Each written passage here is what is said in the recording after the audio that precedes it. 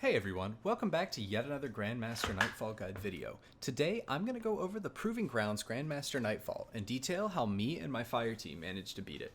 So far, for Season of the Chosen, this is definitely the hardest Grandmaster Nightfall we've seen so far, and parts of this strike are super frustrating at times, but I still think it's slightly easier than the Glassway Grandmaster we saw last season. I tried running this strike with a ton of different things, and I'll detail all of what worked well here, but for this strike, I would highly recommend that your team be composed of either two Ursa Furiosa Titans running Banner Shield, and then either a Hunter using Bottom Tree Nightstalker with the new Omni Oculus chess piece, or using Revenant with either Mask of Bacchus or Aeon Swift. Or you could also use a Warlock with either Well of Radiance and Phoenix Protocol, or Chaos Reach and Geomag Stabilizers. The team composition we were first able to clear this with was actually a 1-1-1 setup, where I ran my Nightstalker Hunter with Omni Oculus, our Titan used Ursa Furiosa, and the Warlock was using a Phoenix Protocol well. The biggest piece of advice I have here for mods is to use Protective Light with any ways to gain light charges, since you'll be able to survive many things that would otherwise kill you by using that mod. As a follow-up, try running Solar Resist with Concussive Dampener on your chest piece, as that will make you able to survive most of the grenade spam you'll see in parts of this strike. If you don't have a solar armor piece, then double Concussive Dampener or Concussive Dampener and one Sniper Resist should do the trick. This strike does not have a specific elemental damage increase, only increases to splash damage taken and knockback distance, but be careful, since there's still plenty of things that can one-shot you here. For weapons, we tried many different things, but the run where we actually completed it, I was using a Dead Man's Tail with Anti-Barrier Scout mod, as well as Sundering Glare. My special weapon was Truth Teller with Field Prep and Blinding Grenades. I felt this grenade launcher worked really well, since it can blind the named Cabal VIPs throughout the strike and any of the trash mobs you'll see, but it is far from necessary. I also used Bad Omens with tracking and cluster bombs. I chose this rocket specifically for the interceptors in the vehicle base section of the strike, however several other rocket launchers should work just fine. Although I did find that this one specifically was usually able to one or two shot the shielded pilots of the interceptors.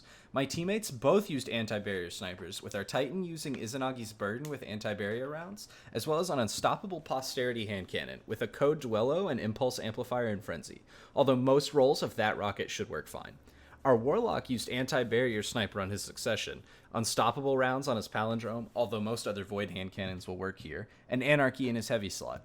Other things that worked fairly well for us were Hawkmoon using unstoppable rounds, since it could put out quite a bit of burst damage with its paracausal shot. The same Dead Man's Tail loadout I detailed earlier, but with an anti-barrier sniper instead of a Truth Teller, Polaris Lance with anti-barrier rounds in the energy slot for solar damage, Eyes of Tomorrow with Argent Ordnance for killing multiple trash mobs at once to charge the buff Adaptive Ordnance, and then using that charge shot on a VIP or a champion.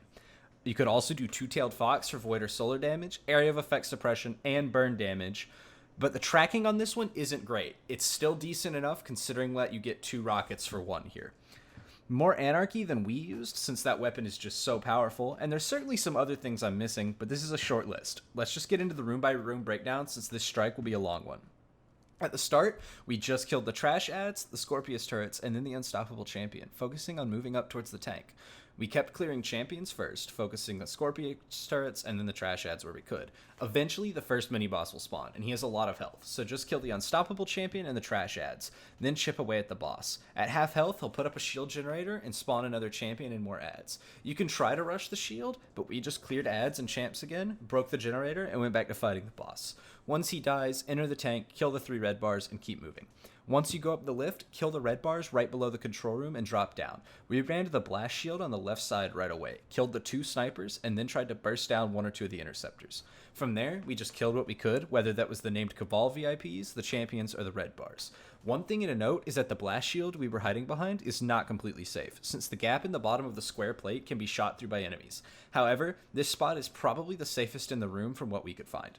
Eventually, war beasts will spawn. You're going to want to kill them and then finish clearing the room. Try to kill the right side interceptor last, and then get back to the same spot since more enemies and 2 Goliath tanks will spawn once everything is dead.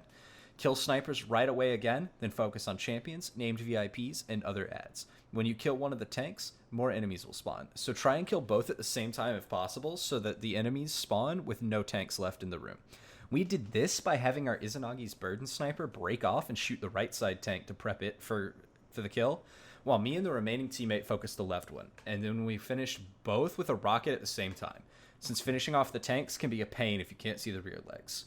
From there, we killed the newly spawned in champions and moved around accordingly. Once everything was dead, we moved to the next section. Kill the unstoppable Incendior that rushes you, then push into the room with the tank treads. Be careful in here, since the flying debris can take you out and it seems to just bounce around at random. But this didn't seem to happen more than once or twice to us. Kill the VIP in the ads, grab the fuel cell and drop it. It'll respawn. We'll come back to that later. The door will open and kill the gladiators that rush through. From there, clean up a little bit more, kill the 2 turrets, the 2 yellow bar legionaries, and the barrier colossus. Go back, get the cell, and put it in its socket. Then, move over to the other door, shoot the ads that spawn, kill turrets again, and move up to the VIP and try to take it out last, since killing the VIP will spawn the next wave of enemies. There will also be a sniper scion that spawns on the platform above the door, but grenades can hit him through the floor, and if that doesn't work, it's 1 scion, so peeking him and shooting him will also work. Once the VIP dies, like I mentioned, the gladiators will spawn behind you, but you can cross the gap to the fuel cell and kill them from there. Another 2 legionaries will spawn with a barrier colossus, kill them, and then place the fuel cell and get ready for the door to open. Shoot the beasts that charge through, kill the unstoppable champion when he rushes through, and then kill the barrier champion. From there, finish off the trash mobs once again, grab ammo, and get on the elevator. This boss room is tough, and before I explain the fight, I'm just going to acknowledge the cheese going around where you can hide at the top of the room and use a Skyburner's Oath without anti-barrier rounds to break the shield generators the boss spawns. Believe me when I say that this boss fight is much easier without the cheese strategy. We did try both the cheese and legitimate strategies, although we found that the legitimate strategy was actually easier, as the boss can still kill you with the fireballs at the top of the room in the cheese spot, and the rails seem to be inconsistent at blocking them. As the cheese strategy struggled with getting good angles on the enemies. By hiding in the back corner, it's super safe by comparison. You'll just have to be able to kill the ads quicker, but they're all fairly weak, so it isn't much of an issue, and if you are running a tether hunter, that will make short work of them. The back room was also incredibly useful at times, but it would sometimes catch on fire and burn you if you hid there, so we usually stuck to one of the 2 corners and not the spot right under where the boss spawns. After spawning the boss, do some damage and kill ads. Finish whittling the boss down to 2/3 of his health, and he'll put up a shield generator and spawn 2 champions. You're going to want to ice the first champion that spawns on whichever side you're on as fast as possible, and shoot the fireballs the boss has likely already fired at you. The boss fires these super frequently during this part, and they hit incredibly hard, so shooting these should be a top priority. After the first champion is dead, wait for the other one to push and kill him.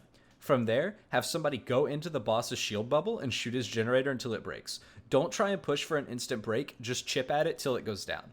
Get back to your corner and kill more ads. During these waves, a hunter tether can help clean up the chaotic room and damaging the boss some more once the ads are dead. And once the next shield phase starts, you're going to want to kill the champion that spawns close to your side again. And from there, we ran to the entrance of the room, killed the second champion, and got ready to break the shield generator. After that, we killed 1 final wave of ads and finished off the boss with whatever we had left. Once he's dead, grab your loot and hope for a god roll on that adept palindrome. As usual, there will be an uncut run pulled directly from my Twitch channel uploaded here as well if you want to see the strike done from start to finish. And if you like what you saw, feel free to like and subscribe here, as well as follow me over on my Twitch, which will be also linked in the description below. Thank you everybody for watching. Scions. What? No one cares about the scions. I care about the science. Unstoppable coming through. Get ready. Unstoppable coming through. I would say I believe last run you said the scions can be very deadly. They can be, but if you're just if you don't stop and try to aim at them, they're pretty much a pushover. Dead. Jesus. I'm reloading. What's the lady? Oh. What's the villain of the week? Phalanx. Alright, I am putting that there. Dropping this at my feet. It's a little low.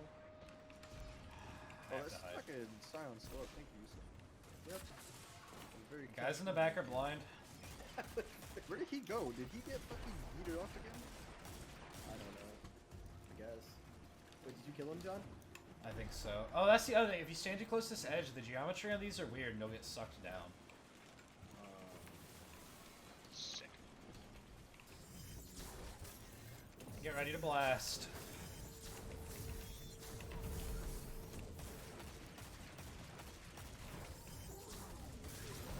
That's so stupid to believe. Yeah, it is.